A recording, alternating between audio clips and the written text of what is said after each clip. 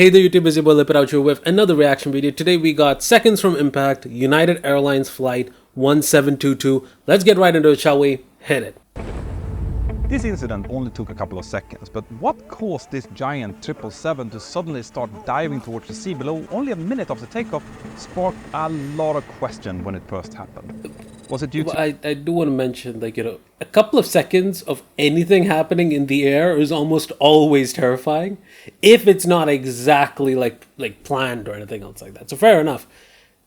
To inexperienced pilots, because you're just flying, really fast in the sky with gravity as your enemy. And if there's one enemy I don't want, is the force that's pulling me to the ground.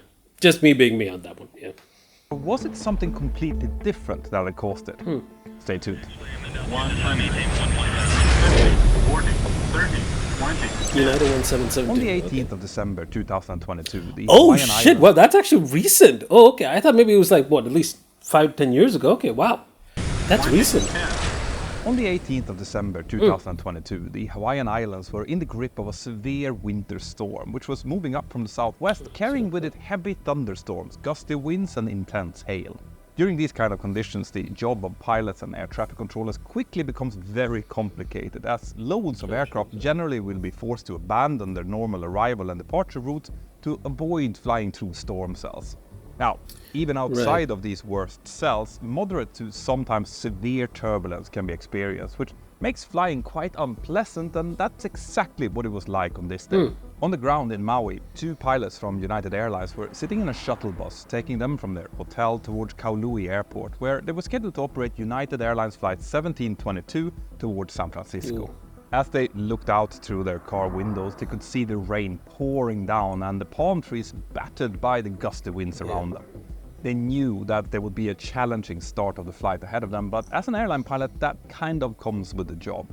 Now, both of the pilots were well rested and in a good mood. It was around lunchtime, and except for the departure weather, they were looking forward to a nice flight ahead of them. The aircraft that they were going to fly was a 22-year-old Boeing 777-222. Solid plane. It had no open technical malfunctions recorded, and it was arriving into Maui at the same time as these two pilots were now getting closer to the airport.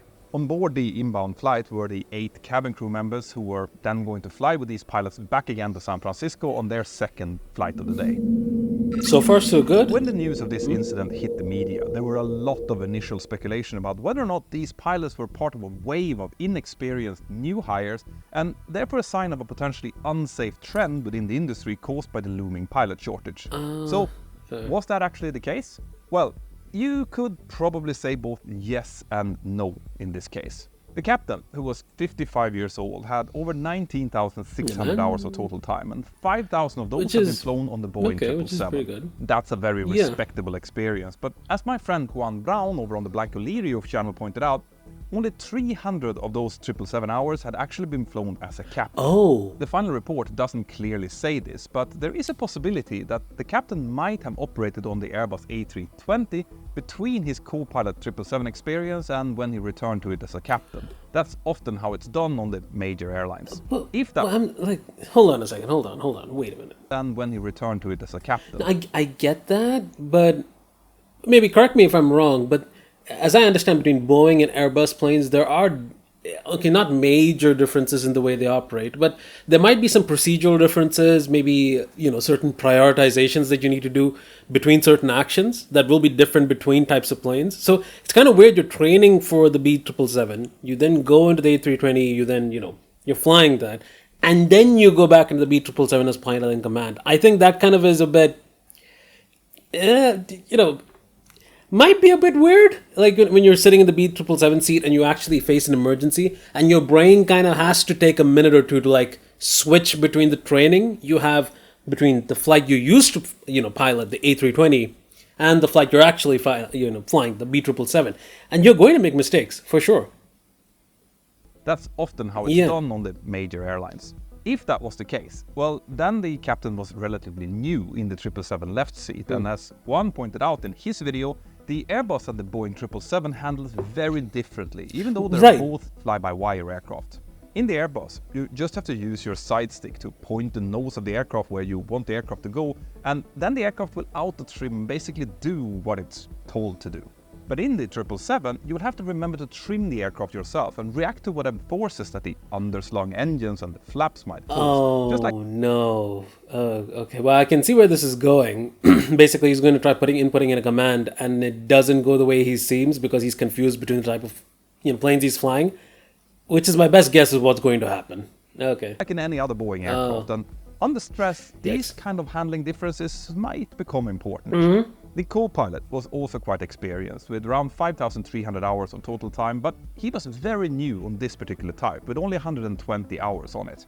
This likely also meant that he was relatively new in the company. Again, the final report didn't specify this, but such a relative inexperience could potentially be the reason for one of the misunderstandings that will lay the foundation to what's about to happen. As they were sitting in the shuttle bus, the pilots thought And I do want to make a point out here because I think a lot of other, like, I'm not sure about how United, has their whole training portfolio set up, but I know a lot of airlines, at least ones like your Emirates or any of the other ones, you would need to, as I understand, you will need to have the pilot in command, or one of the pilots at least, be really experienced in the plane that you're flying way before you take a co-pilot or you even have a pilot that's also sitting in the second seat who's not as experienced. As in, you're always pairing a pilot or a trainee captain or a co-pilot that, may have minimal experience, but at least is paired with someone who has a lot of experience. So you can kind of avoid situations where both have low experience and both of them who are inexperienced to the plane have issues with controlling the plane that they've been recently taught or they're recently trained in. Because I think they've had problems like this back in the 70s and 80s with other flight accidents, but they kind of solved the problem by having at least one experienced crew member in the seat. But in the investigation, they're saying, oh, it's 5,000 hours, but really it's 300 hours piloting the plane. So it's kind of a. we should use the time and start. That seems more of like a corporate way of just kind of saying, oh, we can skirt around this regulation by just putting this person there, by technically having 5,000 hours, but he only piloted for 300. That kind of is the way I'm seeing it, but maybe I'm wrong there, I guess. Through their pre-flight briefing, the captain got into contact with a United Airlines dispatcher who advised him about the very challenging weather around the Hawaiian Islands. Together, they then decided on a new, alternate routing that should bring them away from the most severe parts of the storm. The two pilots also looked at the technical status of the aircraft, which was fine, and the NOTAMs, but everything looked reasonably okay. The departure weather was definitely the biggest problem. Okay. When they arrived at the airport, the first officer bought a sandwich and a cup of coffee before they proceeded straight to the gate where the aircraft had just arrived. As they got on board and introduced themselves to the crew, the purser, which is the head cabin crew, started by telling them about the very turbulent arrival that they had just flown through, and this just further highlighted the complicated weather that they had in front of them. The captain thanked the purser for the update and then briefed the crew that he wanted them to stay seated after departure to make sure that no one got hurt from the expected turbulence. The purser agreed, and after this, the captain, who was going to be pilot flying for the leg, went into the cockpit and started preparing for the departure, whilst the first officer went outside to do the walk around. And by the sound of it, it definitely sounds like it was first officer weather for walk around. As he was doing the pre-flight inspection, the first officer received a text message from a friend telling him about an incident of severe turbulence that had just happened to a Hawaiian Airlines aircraft arriving into Maui. Multiple people had been injured on that flight, which I might actually feature on another episode later on. Anyway, the first officer showed that text message to the captain later when he entered the cockpit, and they both agreed that they would have to observe extreme caution during the departure. They continued to prepare the aircraft and complete the briefings, whilst the crew boarded the 271 passengers who were scheduled for the flight. When it came time for the performance calculations, the first officer tried to take the 80s, but it didn't work for some reason, so he had to call the tower up to get that info instead. The tower advised them that the winds were reasonably light at the moment from a southerly direction at around 10 knots, and at the moment they were using runway 20 for departure. The first officer, who had extensive previous experience flying in between the Hawaiian Islands, commented on the fact that it was very unusual that runway 20 was being used, but thought that it likely had to do with the complicated weather affecting rivals. In any case, because the winds were reasonably light, their performance software, Sabre, suggested that flaps 20 and a D-rated thrust should be used for departure. D-rated thrust means that the engines will not be producing full thrust when takeoff thrust is set. Instead, they will only produce as much as needed to perform a safe takeoff, of course with all applicable margins accounted for, And we pilots decide on how much D-rate to use depending on the outside circumstances. We always use reduced takeoff thrust if we can, because it causes less noise, burns less fuel, and most importantly, saves a lot on engine wear, which extends the engine life. Now, the only reasons we would use full thrust is in case takeoff performance actually requires it, or if there are environmental reasons for doing it, like very strong crosswinds, for example, or a wind shear warning. Now, there was also another... See, I get. I think it's the piloting world kind of approach to it. I do agree. You don't have to use full thrust in all conditions, but to prevent wear on the engines, that's fine. But considering the weather that's around the plane and the fact that another plane did fly and did have a lot of injuries, it may have been kind of like that that side input saying, you know what, think for this flight, let's just put full power, just in case. Because the winds, while I do understand they're light, you're in really stormy conditions.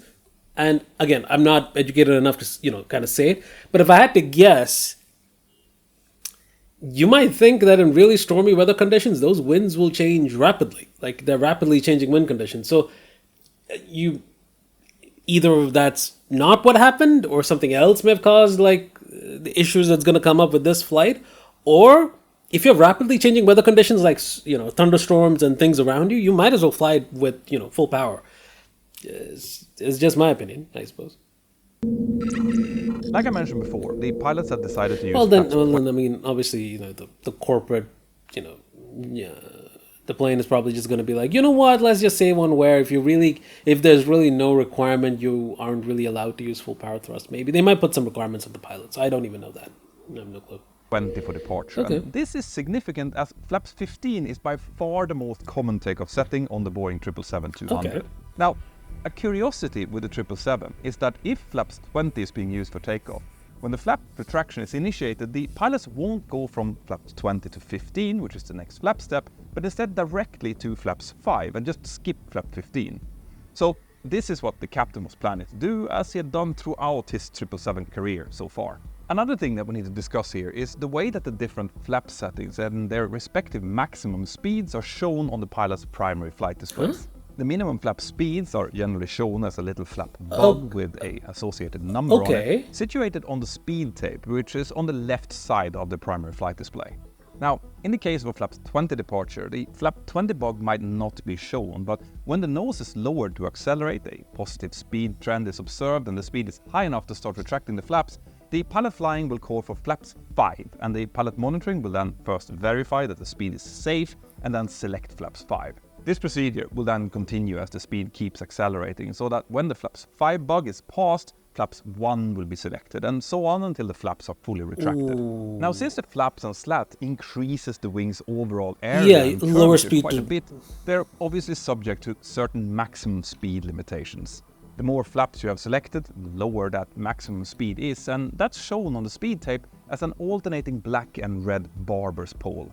If we would, for whatever reason, exceed this maximum speed for a given flap setting, it could cause damage to the flap mechanism, and we therefore need to report any flap overspeed to engineering so that a proper maintenance check can be performed. Because of this, we always monitor the speed tape as we're accelerating to make sure that the barber's poles keeps moving up as we retract the flaps, and if they don't, it could be a first indication of a flap problem, like the flaps getting stuck or becoming skewed, for example. Now, all of this is going to become quite relevant very soon. Well, that's interesting. So I didn't really realize they have... I always knew, like, in higher flap settings, you can fly at lower speeds, but the vice versa was also true. You can only fly fast enough. There are certain speed limits on those flaps. So I can see that, when you keep, going to lower and lower flap settings, you need to keep, increasing your speed as such. So your software kind of just disregards the older one and just keeps giving you new steps to go on. So that makes sense, I suppose. But okay, yeah, where does all this information collate to cause a problem? Let's keep going. When the pilots were fully ready, they contacted Maui Tower to ask for pushback and startup clearance. Okay. This was received, and during the pushback, the pilots could hear that the wind was starting to vary between 030 degrees and 190 degrees. Wow, varying weather condition. It is, okay. Okay, I'm being a bit sassy there. Let's put here that the But, wind was starting to vary between 030 Alright, okay. degrees and 190 degrees, and also that there were low-level wind shear warnings in effect, and that the runway in use had now changed from runway 20 to 02. Like I mentioned earlier, wind shear, which is when the wind suddenly changes directions or intensity, is one of the reasons that precludes the use of derated takeoff thrust. And that's because if the aircraft finds itself in a wind shear, it will need all of the engine thrust margins that it can possibly get. So the pilots finished their pushback and engine start, and then went into their FMC and changed over all of their planning to the new runway. They again selected flaps 20 as the departure flap setting, but this time they would use full thrust instead. They also manually re-entered the V1, rotation and V2 speeds, but they used the speeds associated with the derated takeoff, as that was both allowed according to the United SOP and would be more conservative. One thing to remember when doing a full thrust takeoff is that if there is no wind shear to deal with, the aircraft will accelerate and climb quicker than it normally does, since it has a lot of excess thrust. As they were now taxiing out, the pilots found themselves in a queue of departing aircraft, and they used that time to carefully brief. That is fascinating to me. Like, you could do the full takeoff thrust, but United's standard operating procedure allows you to keep your derated thrust settings on the system, even though you're giving max thrust. That is, wow. Okay, interesting. That would take Because I'm already imagining, but that's already too many things you have to keep in your mind to make sure things don't go wrong. The wind shear warning during the takeoff roll, or an actual wind shear once they got airborne. Eventually, they reached the holding point and were clear to line up and wait runway 02 behind the departing Airbus A321. They did so, and since they now had to wait a few minutes to get enough separation to the preceding aircraft, they had plenty of time to study the weather radar picture on their navigation display and make sure that there were no storm cells in their immediate departure staying direction. long on the runway. The captain had weather radar selected on his navigation display, and the first officer had terrain, which is a pretty standard setting for a departure like this. At time 14:49, United Airlines flight 1722 was cleared for takeoff runway 02. The surface wind was then reported as 140 degrees at 10 knots in moderate rain, so they switched on their windshield wipers to high. The captain moved the thrust levers forward to first stabilize the engines and then push toga, which caused the outer throttle to set full takeoff thrust. The aircraft accelerated rapidly down the runway due to the higher than normal thrust setting, but the rotation was completely normal, followed by the gear being retracted and an initial climb attitude of around 12 to 15 degrees. Normal. The aircraft gained altitude fast and soon began experiencing moderate turbulence, which caused the speed to start fluctuating. The captain was flying manually at this point and likely had to work quite hard while still trying to judge the departure ahead to make sure that there were no storm cells popping up.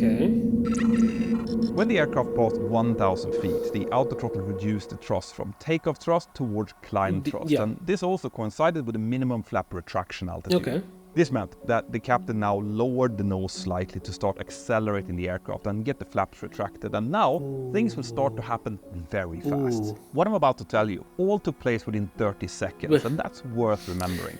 As the speed was accelerating, the captain called for flaps 5 to be selected. He then looked down onto his speed tape and saw that the maximum speed for his current flap setting was fast approaching. The first officer thought that he had heard the captain call for flaps 15, and since that was the next flap step, he didn't think about questioning that at all. Remember, he only had around 120 hours on the type, so he might not have thought that this was an odd command to ask for. At the same time as the captain called for this new flap setting, the tower controller also called them up and asked them to switch over to Honolulu control. The first officer responded to this call, switched over to the departure frequency, and then selected flaps 15 as he called the new controller up.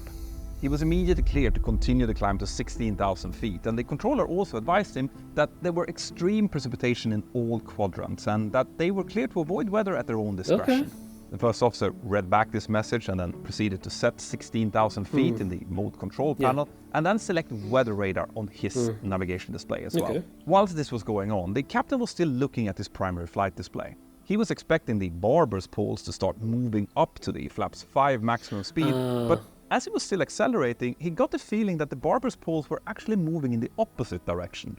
Now, in reality, the maximum speed did move up a bit, but only about 20 knots, not the 40 knots that he was expecting. He saw the speed increasing rapidly and understood that this would likely lead into a flap overspeed. To try and minimize that, he decided to override the outer throttle and pull back on the thrust slightly. Now, This caused the huge underslung engines to decelerate slightly and therefore create a slight downward pitch momentum, which caused the aircraft to pitch forward a bit, but it was still climbing at this point. Okay. Remember, on a Boeing, you still need to trim the aircraft and look after it very carefully, especially during configuration changes. The captain's attention now turned to what was happening to the flaps.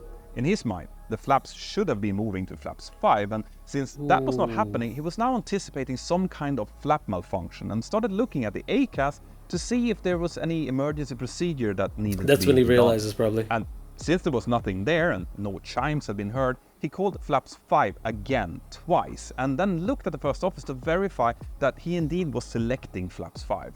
But as this caused him to divert his attention away from his primary flight display for around 10 seconds to try and figure this out, the captain had not noticed that the downward pitch motion of the nose had continued, and it had now moved to around 0 degrees pitch and was still moving. Right, because on the Airbus, it would have just tried, automatically try keeping the plane level. And on the Boeing, if you don't use your trims, it's just going to keep pushing the nose down. Now, the first officer had noticed this and thought it was a bit strange that the captain was pitching forward in response to a high-speed event, but because of the moderate turbulence, he was unsure if the captain was actually reacting to some kind of handling difficulty. And I'm guessing that without terrain, it's just as difficult, because if you don't see terrain or you don't see your horizon, you aren't able to really distinguish that change itself. So the pilot, the captain wouldn't even have realized that he was slowly starting to push the plane down. Turbulence, he was unsure if the captain was actually reacting to some kind of handling difficulties or a wind shear, or that they might even have some kind of instrumentation problem. Remember,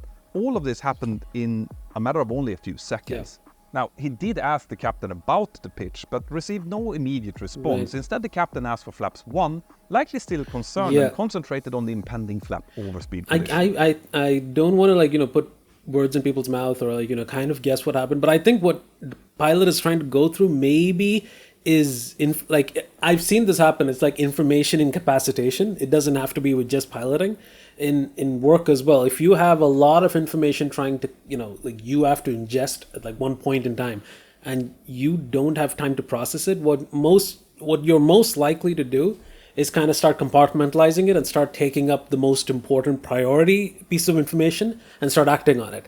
And I'm not sure if it's the design of the human brain. You would disregard new pieces of information until you start segmenting and start processing your own set of information before you take new sets in. So by the time you do get something critical that is important to you, you're not ready to accept that. You're kind of working through your own, the whole information that you got up in the beginning. And by the time you realize, oh, wait a minute, that's what's happening, it's often too late. So I think the captain's going through a lot, is trying to come to grasp with the situation, but by the time the co-pilot tells him to look at, the pitch, he's not really paying attention to that. He's still paying attention to the flaps, which is going to have some disastrous consequences, I'm guessing. There is also another possible explanation for the captain's pitch forward input, and that's somatogravic illusion. No. This was not mentioned in the final report, but since the aircraft was accelerating here and the captain was looking away from his instruments, that acceleration might have been momentarily interpreted by his inner ear as a slight pitch up. You see, our balance organs cannot distinguish between an acceleration and a pitch up, since they both affect the little hairs in our inner ears in exactly the same way. If that was the case, well, then he might have been momentarily reacting to that perceived pitch up without even thinking of it. Correct, and without terrain or without horizon to kind of clear that illusion, you're just going to be stuck into it. Wouldn't have been the first time that somatogravic illusion would have caused a pitch down like this. I have already covered the crash of Atlas Airflight 3591 earlier in this series, where somatogravic illusion was a huge culprit. You should check that video out after this one. The aircraft had now reached a maximum altitude of around 2,000 feet before it now started diving down towards the water below. The first GPWS warning announced was, according to the first officer, a "don't sink" command, quickly followed by "sink rate" and "pull up." Terrain. At this stage, the first officer sensed a movement in the clouds out of his peripheral vision, looked up and saw that the sea was now coming towards them as they broke through the clouds. This was when he truly realized what a dangerous position they were now in. The aircraft was now pitching down. You don't have enough 10 altitude. degrees, and it was still and you're getting faster. worse. The captain called for flaps up, and at the same time, the first officer and the GPWS were calling pull up together in unison. Good call. The maximum vertical speed was recorded as 8,536 feet per minute at an altitude of 1,300. I think, if I had to do the math, that's about how many seconds? 1,386 feet, 8,500 feet per minute. That's roughly, hold on, let me see if I can do the math here. They would have hit the water in about 10 seconds. Or less. And the lowest pitch was around minus 15 degrees. Jeez. The captain now immediately responded by starting to pull up on his control wheel, whilst the GPWS continued screaming in your ear. Terrain.